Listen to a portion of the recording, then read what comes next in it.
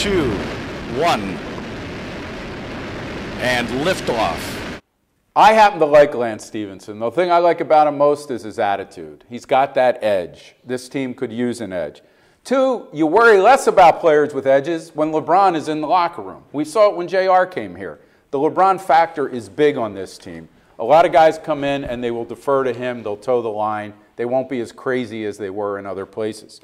And number 1, you saw it in Game 2, Doug. He's an improving offensive player. Well, as much as we talked about during the season, because the Cavs were talking about it, they need a playmaker, right? They talked about that.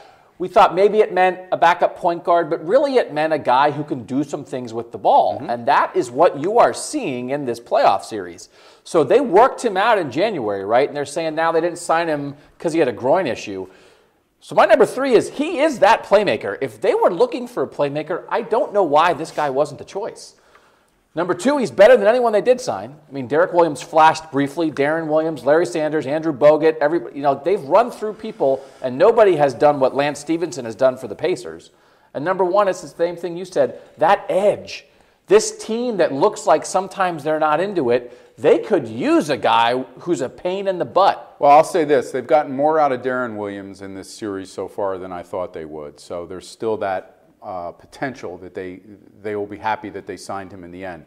But he doesn't bring this kind of combativeness that Stephenson does. And he's been so good for the Pacers, it makes you wonder if there was something else there that LeBron or somebody said, we don't want him. Because on the court, he looks pretty effective.